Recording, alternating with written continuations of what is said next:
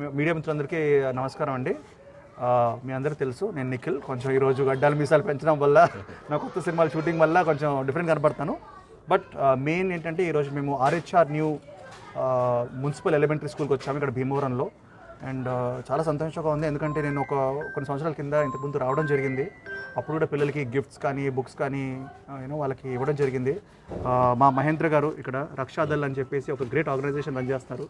Covid టైంలో ఈయన ఎంతోమందికి చాలా హెల్ప్ చేశారు. ఇప్పటికీ నాన్ స్టాప్ ఎంతోమంది పీపుల్ కానివ్వండి, కిడ్స్ కానివ్వండి, అంబులెన్స్ కానివ్వండి, ఎంతోమందికి హార్ట్ ఆపరేషన్స్, లివర్ ట్రాన్స్ప్లాంట్ ఇవన్నీ చేస్తూ చాలా గ్రేట్ పర్సన్ అండి. అండ్ అతను నా ఫ్రెండ్ అవడం నేను చాలా గర్వపడతాను. మహేంద్ర భాయ్, కంగ్రాచులేషన్స్ రక్షాదళ్కి. అండ్ ఈరోజు ఇలాంటి మంచి మంచి కార్యక్రమాల్లో నన్ను కూడా ఒక భాగస్వామ్యం చేయడం నాకు సంతోషంగా ఉంది.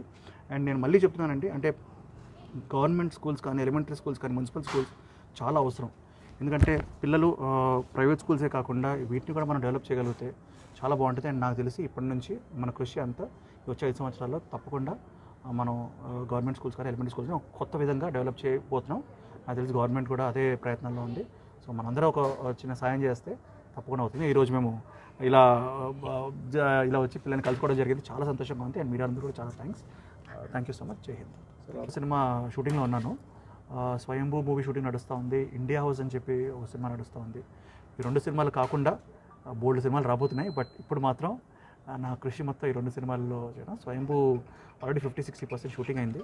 ఇండియా హౌస్ మొన్నే స్టార్ట్ అయింది. సో పీపుల్ని ఎంటర్టైన్ చేయడానికి తొందరలో బిగ్ స్క్రీన్కి రాబోతున్నాను. సార్, ఆంధ్రప్రదేశ్లో కొత్త ప్రభుత్వం ఎందుకంటే నేను కూడా, అంటే మా మామయ్య గారు ఇంతకుముందు చీరాల నుంచి కూడా కంటెస్ట్ చేశారు, గెలవడం జరిగింది చాలా పెద్ద మెజారిటీతో.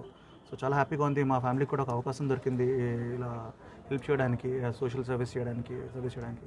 అండ్ నాకు తెలిసి నిన్న మనం బడ్జెట్లో కూడా చూసుకుంటే బడ్జెట్లో కూడా చాలా పెద్ద మొత్తం మీద ఆంధ్రప్రదేశ్కి ఇలా విరామాలు నిధులు కేటాయించారు. So I feel very very happy.